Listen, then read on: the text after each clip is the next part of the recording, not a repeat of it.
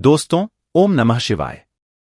तो आज इस वीडियो में हम आपको बताएंगे कि आखिर हिंदू पुराणों के हिसाब से शिवलिंग पर चढ़ा बेलपत्र खाने से आपको कैसे फायदा होता है। कैसे अगर आप अपने जीवन में परेशान हैं, दिक्कतों का सामना कर रहे हैं, दरिद्रता आपका पीछा नहीं छोड़ रही है, गरीबी से आप लोग तंग आ चुके हैं, कैसे एक बेलपत्र से आप लोगों को हर समस्याओं से समाधान मिल सकता है। हमारे हिंदू पुराणों में साफ साफ कहा गया है, बेलपत्र 3 महीने तक बासी या पुराना नहीं माना जाता है। जिसका मतलब सरल भाषा में आपको बताएं तो अगर आप बेलपत्र एक बार शिवलिंग पर चढ़ा देते हैं, उसको धोकर वापस से उस शिवलिंग पर चढ़ा सकते हैं। बेलपत्र शंकर भगवान जी को चढ़ाने के पीछे एक बहुत बड़ी पौराणिक कथा भी मानी गई है। आपको बता दें, बेलपत्र जो होता है वह हिंदू शास्त्रों के हिसाब से सबसे पवित्र पत्तों में आता है। बेलपत्र का जो पत्ता होता है वह आपके जीवन में एक वरदान स्वरूप भी काम कर सकता है। इसके पीछे की जो कथा है वह आप बहुत सुनिएगा। आपको बता दें, जब समुद्र मंथन चल रहा था, कई अच्छी चीजें निकली थी तो उसके साथ कई बुरी चीजें भी निकली थी, जिसमें से एक ऐसा विष निकला था जो पूरी सृष्टि को बर्बाद कर सकता था। परंतु उस वक्त बाबा भोलेनाथ ने आकर उस विष का धारण किया था, इसको अपने कंठ में लिया था। इसीलिए महादेव जी को उस दिन से नीलकंठ भी कहा जाता है।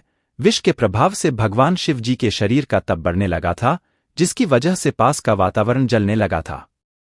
उसके बाद देवी देवताओं ने जब इस चीज को लेकर आचार्यों से, गुरुओं से और कई लोगों से सलाह मांगी, तब एक ही जवाब आया कि भगवान शिव जी को बेलपत्र का सेवन कराया जाए।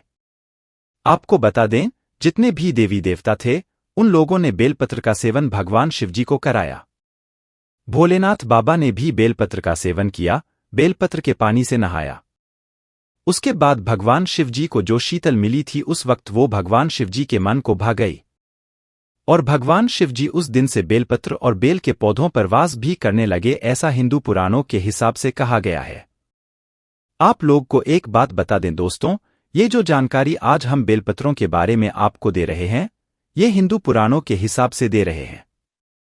इसके पीछे की ऐसी वजह हैं जो अगर आप जान लेते हैं तो आप अपने जीवन की सारी समस्याओं से छुटकारा पा सकते हैं। आपको बता दें, अगर आप बेलपत्र शिव को चढ़ाते हैं तो आपको आपके जीवन में बहुत ज्यादा फायदा होगा। इस बात को आप लोग जान लीजिए। कई हिंदू भाई बहन जो हैं वो बेलपत्र को चढ़ाते तो हैं, लेकिन उनको ये नहीं पता है कि बेलपत्र को चढ़ाया कैसे जाता है। आपको बता दें, बेलपत्र जो होता है वह अगर आप भगवान शिव को चढ़ाते हैं तो कभी भी बेलपत्र कटापिटा नहीं होना चाहिए। आप ध्यान रखिएगा, भगवान शिव जी को कभी भी कटापिटा बेलपत्र नहीं चढ़ाया जाता है। इसके पीछे भी एक बहुत बड़ी कथा है। बता दें, जब भगवान शिवजी ने भगवान गणेश जी का सिर खंडित किया था, उस वक्त भगवान शिव ने एक संकल्प लिया था कि मुझे कभी भी कोई खंडित चीज ना दी जाए, ना चढ़ाया जाए। तब से यह परंपरा बनी हुई है, कोई भी खंडित चीज या खंडित वस्तु, चाहे खंडित बेलपत्र हो, वह भगवान शिव जी को नहीं दिया जाता है, ना चढ़ाया जाता है। भारतीय वैदिक प्राणी पढ़ाई के अनुसार माना यह गया है कि प्रतिदिन अगर आप भगवान शिव जी को बेलपत्र अर्पित करते हैं तो आप जीवन की सारी समस्याओं से निदान पा जाएंगे, सारी दिक्कतों से आपको छुटकारा मिल जाएगा। आपको बता दें, अगर आप सच्चे भक्त बन जाते हैं बाबा भोलेनाथ के और बेलपत्र उनको चढ़ाते रहते हैं, आपको आपके जीवन में कभी भी पैसे की कमी देखने को नहीं मिलेगी। दोस्तों, यह वीडियो भले 2, 3, 4, 5 मिनट का हो, लेकिन इसमें जो जानकारी हम आपको बताने आ रहे हैं, इससे आपको लाखों रुपए का फायदा होगा। आप अपने जीवन में अगर परेशान हैं, तंग आ चुके हैं, आपका परिवार परेशानी में चल रहा है, समस्याएं दूर हो जाएंगी और उन समस्याओं को दूर करने में आपको 1 रुपया भी खर्च नहीं करना पड़ेगा। बस आपको सच्चे मन से भगवान भोलेनाथ की पूजा करनी पड़ेगी। पूजा का तरीका क्या है वो आपको इस वीडियो में हम बताने जा रहे हैं। दोस्तों, ये चैनल प्राचीन ज्ञान हमने आप ही के लिए खोला है।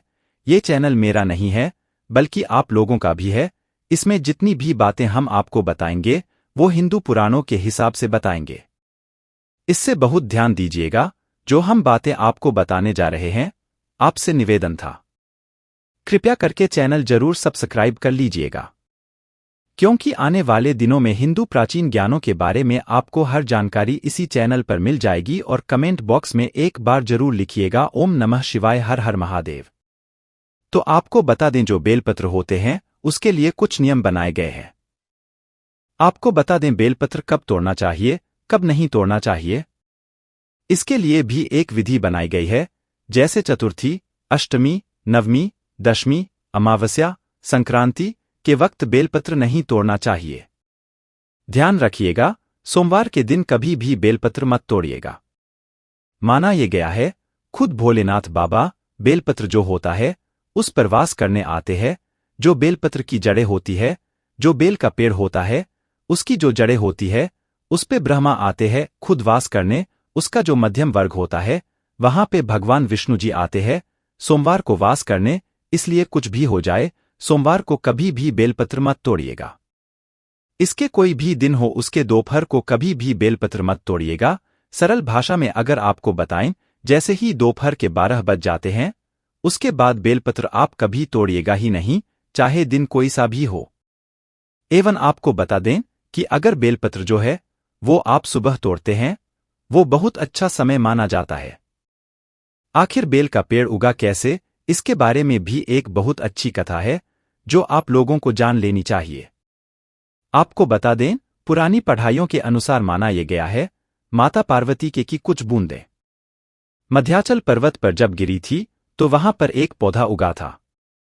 उसी पौधे को बेलपत्र का नाम दिया गया था।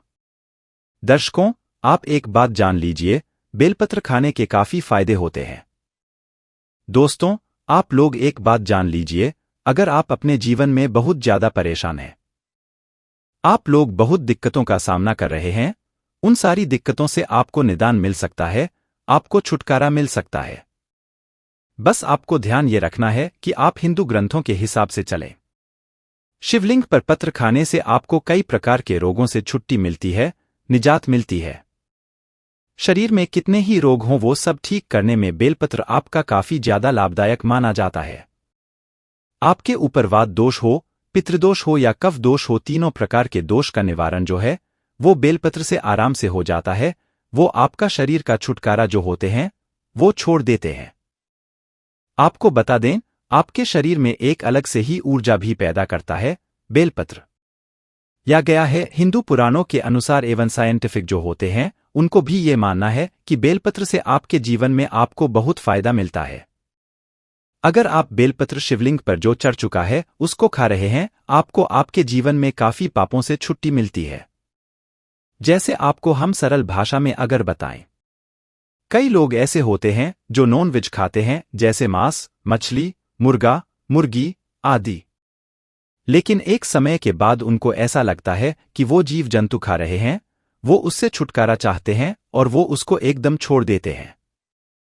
अंडा, मुर्गा, मछली, मुर्गा, मुर्गी इस तरीके की चीजों को एकदम अवॉइड कर देते हैं, जिसको इंग्लिश में नॉन वेज कहा जाता है। उनको लगता है कि वो पाप कर चुके हैं, तो सरल भाषा में आपको बताएं, ऐसे पाप से आपको छुट्टी मिल सकती है। ध्यान रखिएगा, आपको 7 सोमवार का व्रत रखना होगा।